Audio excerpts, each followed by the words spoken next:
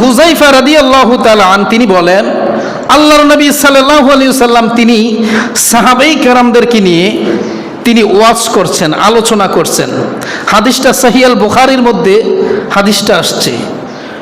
আল্লাহর নবী বলেন, একজন ব্যক্তি মারা গেল, মারা যাওয়ার পরে সেই ব্যক্তিকে আল্লাহ তাআলা এমনিতে মাফ করে দিলেন। হিসাব নিকাশ কিছুই জিজ্ঞাসা করেন নাই, নিলেন না।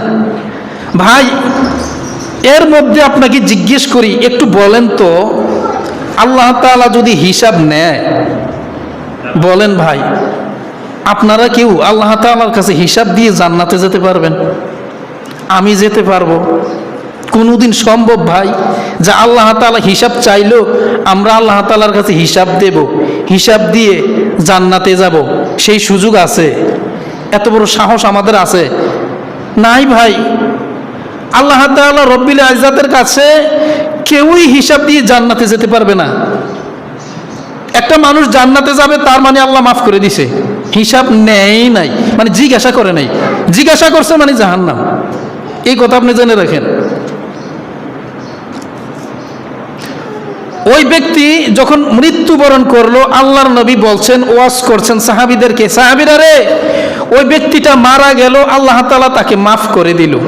সাহাবায়ে কেরাম আশ্চর্য হয়ে গেল, কোনো হিসাব জিজ্ঞাসা করলো না, কিছু না, মাফ করে দিল।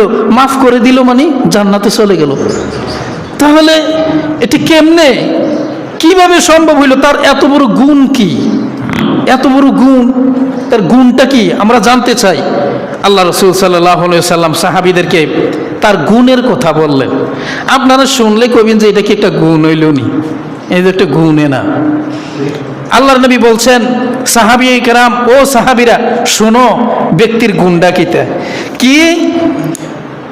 আল্লাহ তাআলা তাকে জিজ্ঞেস করছে, বান্দা তোমার দুনিয়াতে কি কাজ ছিল, তোমার কর্ম কি ছিল, তুমি যে কর্মকর্তা, কাজ ছিল, সেই কাজটা তোমার কি?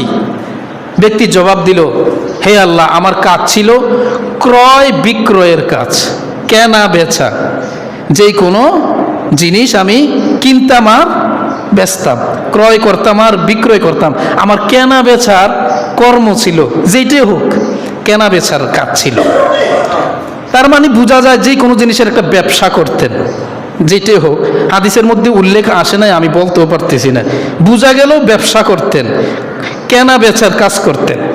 আল্লাহ তাআলা রব্বুল ইজ্জত বললেন, বান্দারে তুমি কেনা বেচার কাজ করছো, আমার কাছে একটা জিনিস ভালো লাগছে। কি? সেই বান্দা নিজেও জানে না আল্লাহ তাআলার কাছে যে ভালো লাগছে বিষয়টা কি? সেই ব্যক্তির গুণটা হইল এই, কেনা বেচা করতে গেলে অনেক মানুষ থেকে টাকা পায় না। যারা ব্যবসা বাণিজ্য করেন অনেকের কাছে টাকা পাইবেন, অনেকের কাছে টাকা পাইবেন। সেই ব্যক্তি একটা কাজ করত, যে সমস্ত লোকদের থেকে টাকা পাইতেন তারা যদি জমিদার হইতেন, টাকাওয়ালা হইতেন, তাহলে সেই লোকদেরকে লম্বা সময় দিয়ে দিতেন যে তুমি তোমার টাকাটা, যে আমার পাওনা টাকাটা, এটা তুমি পরিশোধ করে দিবা। কি করে দিতেন? সময় দিয়ে দিতেন, যে এই সময়ের ভিতরে তুমি পরিশোধ করে দিবা।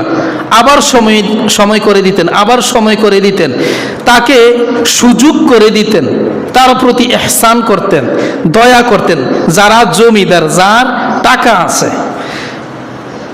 দ্বিতীয় নম্বরে যেই কাজটা তিনি করতেন, এর মধ্যে যারা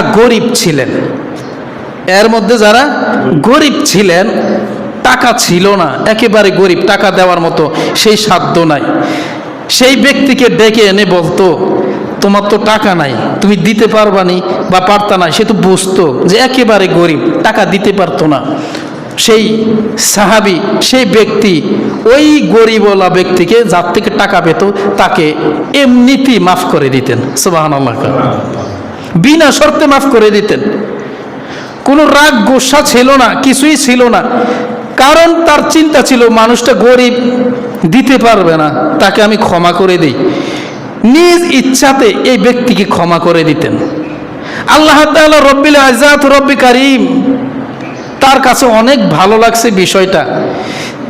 যে এই কাজটা অর্থের বিষয়, বিশ্বাস করেন, আপনি বলেন আমি বলি, অর্থের বিষয় আমরা কে কয়জনকে মাফ করতে পারি? আমার কথাই বলছি ভাই, একবারে জেনুইন কথা, সত্য কথা, আমার কথাই বলছি। আমরা কে কয়জন রে মাফ করতে পারি? এটা কিন্তু টাকার বিষয় ভাই, এটা অন্য কিছু না। একটু চিন্তা করে দেখেন, বিষয়টা টাকার বিষয়। মাফ করে দিছি এটা সাধারণ বিষয় না, একজনকে আপনি মাফ করে দিবেন, টাকার বিষয়। তো এই কাজটা সেই ব্যক্তি করত যে বিনা শর্তে, কোনো শর্ত ছাড়া, যাও তোমার আমি ক্ষমা করে দিলাম, মাফ করে দিলাম। আল্লাহ তাআলা রব্বুল আযাত তিনি দেখলেন তার অর্থ সম্পদ, ইচ্ছা করলে তার প্রতি ক্ষোভ রাখতে পারতেন, দুনিয়াতে যদি না পাইতে আল্লাহ তাআলার কাছে বিচার দিতে পারতেন, কিন্তু তাও করেন নাই। বলে আখেরাতে দিতে হবে এই কথা তিনি ব্যবহার করেন নাই, বিনা শর্তে এমনিতে মাফ করে দিলেন।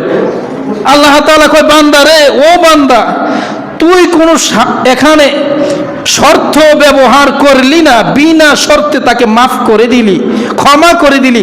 যা বান্দা, আমি তোর পেছনের কোনো গুনার দিকে আমি আল্লাহ তাকাবো না। কোনো এখান থেকে পেছনে যদি তোর গুনার দিকে তাকাই, হিসাব নেই, তাহলে তুই বান্দা জাহান্নামে চলে যাবি। আমি আল্লাহ বিনা শর্তে তোকে মাফ করে দিলাম। সুবহানাল্লাহ। ভাই, এইটা যদিও শুনতে অনেক ছোট লাগে, কিন্তু বাস্তব ক্ষেত্রে একটু দেখেন, বাস্তব ক্ষেত্রে